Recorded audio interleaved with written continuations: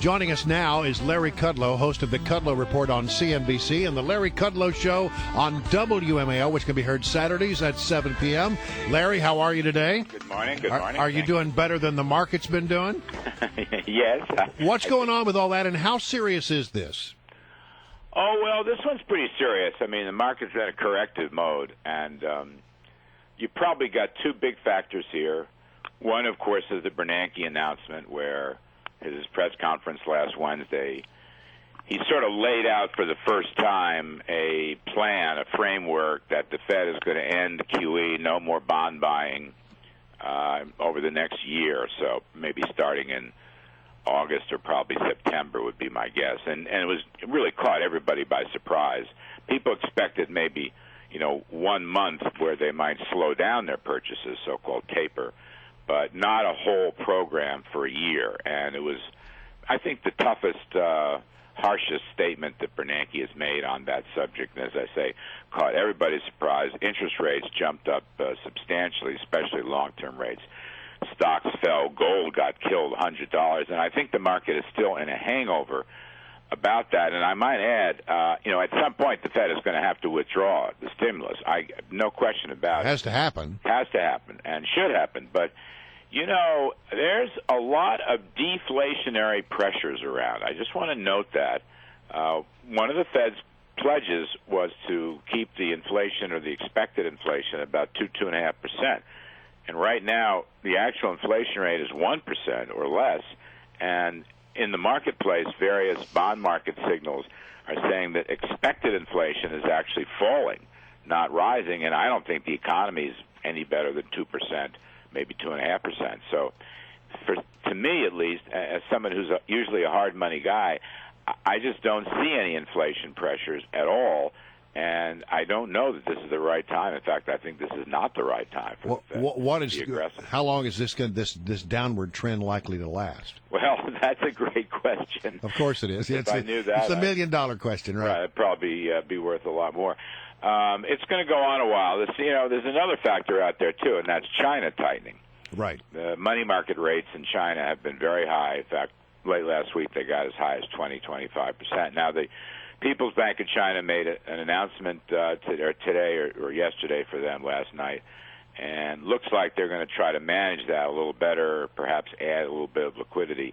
But, when banks don't want to lend to banks, that's trouble. That's big trouble. That's credit freeze trouble. That's what happened in 2008 here.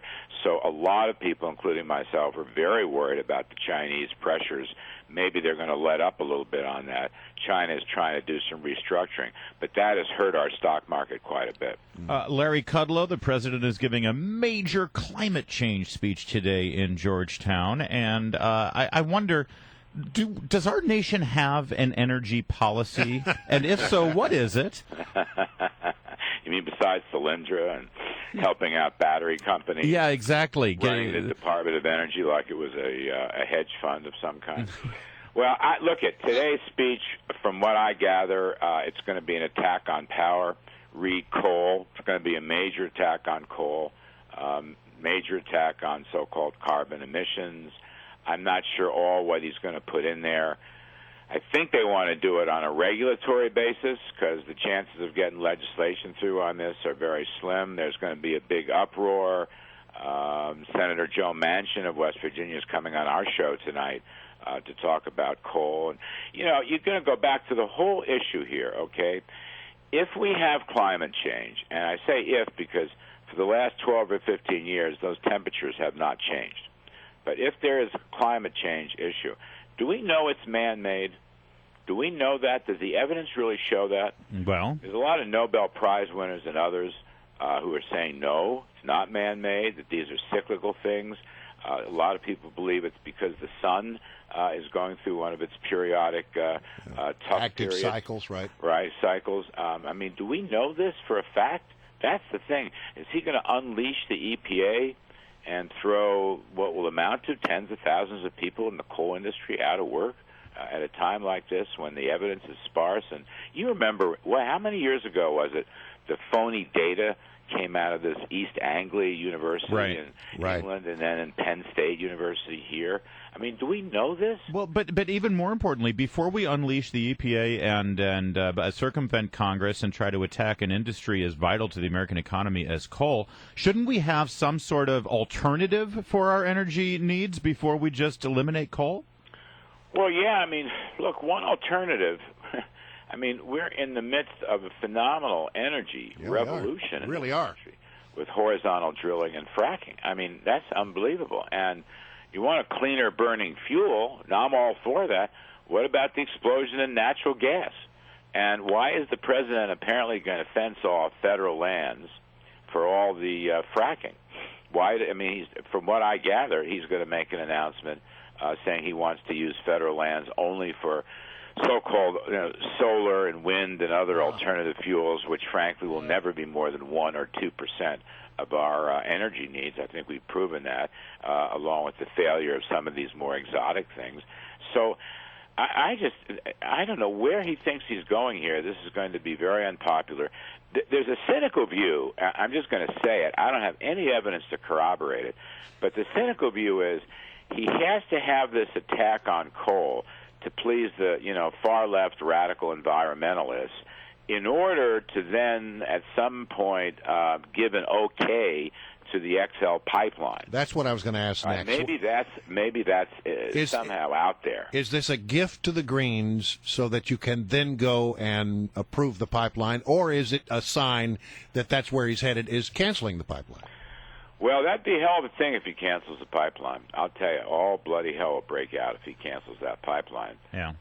Because of the blue-collar jobs. Right, including from the unions. That's right. And the fact that we need more pipeline in this country. I mean, we built a lot of pipeline, but we need pipeline getting down to the Gulf Coast, and we also need pipeline that goes west to east in a various number of places to help the refinery problem and the gasoline price problem up and down the East Coast. I mean, we need more of that, not less of that. So this would be really nutty stuff. I mean, I suppose there's stuff I don't know. Maybe he's going to come out with a carbon tax.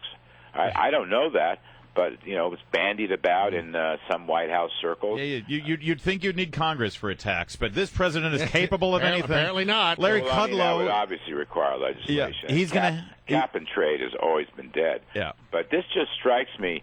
Given a sluggish economy, okay, where we are having job creation, which is good, but it's really mediocre job creation. It's right. Not several 100,000, 250, 300,000 jobs enough. We've got 20 million people either out of work or underemployed or completely left the labor force. You just wouldn't think he'd go for these kinds of anti-jobs, anti-growth initiatives right now. Hey, Larry, we got to roll. Thanks as always, okay. And we know you're going to have West Virginia Senator Joe Manchin on to talk about this coal thing and the president's climate speech today. Later on at the Kudlow Report on CNBC. Thank you. Thanks, Larry.